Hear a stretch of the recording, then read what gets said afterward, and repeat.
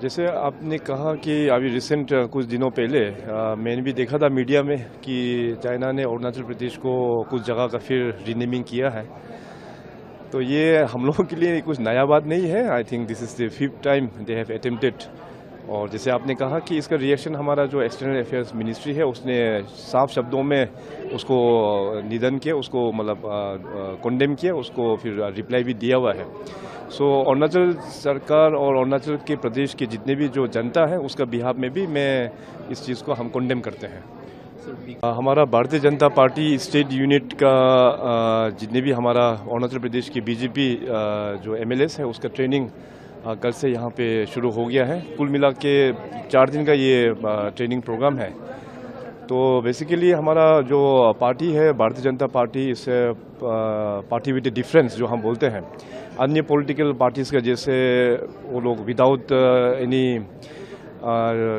Any मतलब उनका लक्ष्य नहीं होता है, उनका रोड मैप नहीं होता है, मगर भारतीय जनता पार्टी में पूरे सारा रोड मैप तैयार है।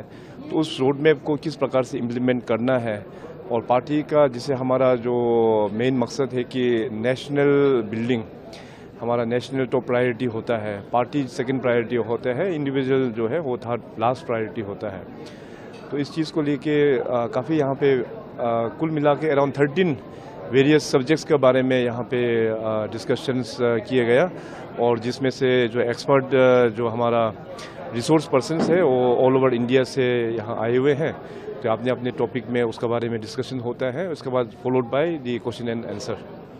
आप देखिए कि आज़ादी के बाद में अपने देश में 1947 के बाद में जो जर्नी होके जो तय हुआ है, तो अराउंड रफली अराउंड 60 ईयर्स, मतलब विदाउट एनी दिशा, देश का कुछ दिशा नहीं है, किस तरफ देश बढ़ रहा है। सिंपल 5 ईयर्स का ही प्लान होता है सरकार में।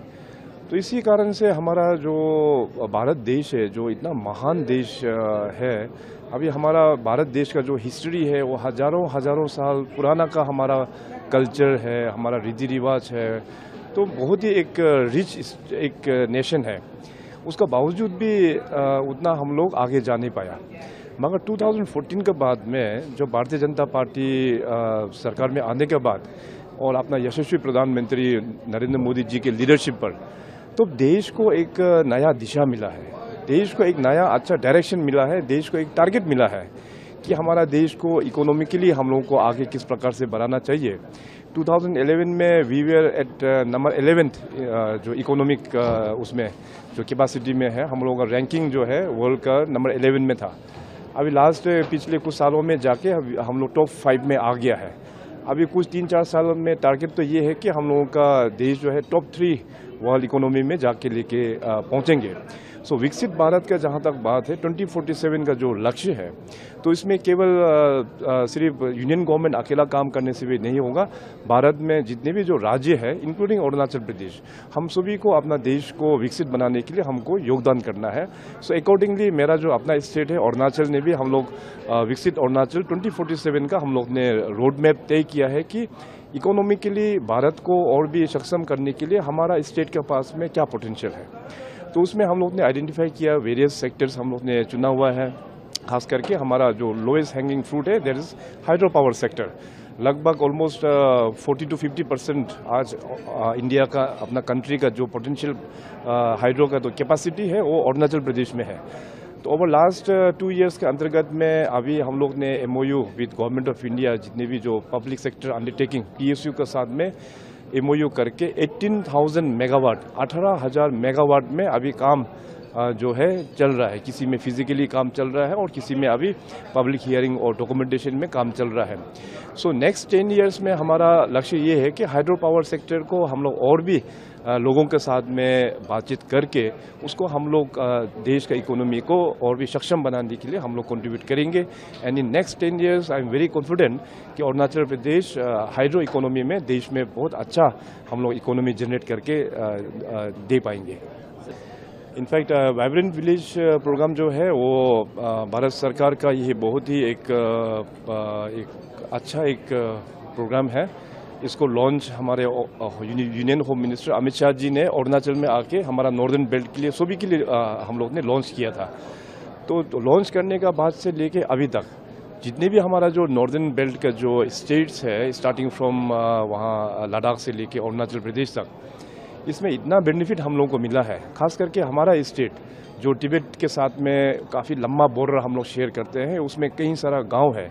तो फर्स्ट फेज़ में हम लोगों का करीबन 400 आई थिंक 65 विलेजेस लगभग इतना इसको लिया है।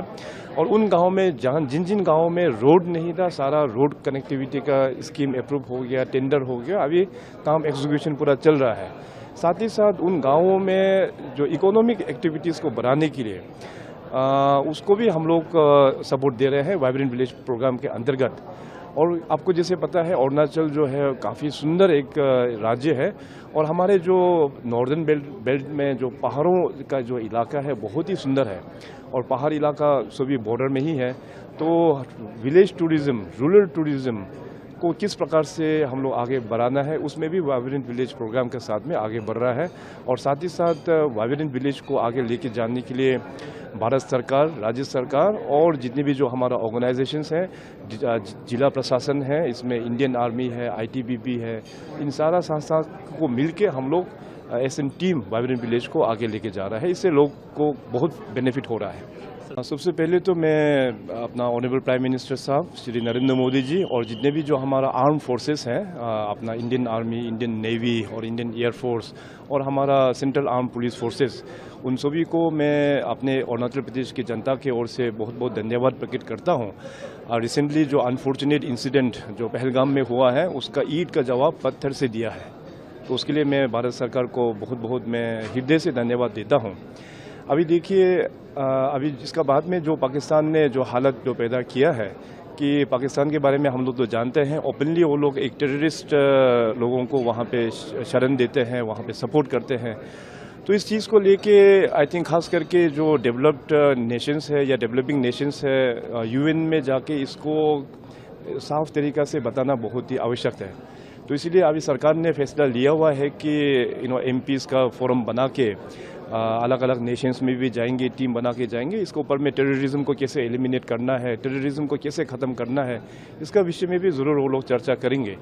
तो अभी जहाँ कंपोजिशन ऑफ टीम जो आपने बताया है कि कांग्रेस का ओर से जो रिजर्वेशन या व्हाटएवर चेंजेस जो वो लोग डिमांड किया है, इसमें तो देखिए हमारा जो पॉइंट ऑफ व्यू है कि सरकार का डेलीगेशन जो भी कंट्री से बाहर जाता है, वो सरकार का ही प्रेरोगेटिव होता है कि किन किन मेंबर को वहाँ पे शामिल करना है और किसको एज चेयरमैन उसको नियुक्त करना है। क्योंकि जो हम लोग देश से बाहर जाता है, कोई इंडिविजुअल पार्टी को रिप्रेजेंट नहीं करता है, वो पूरा देश को रिप्रेजेंट करता है।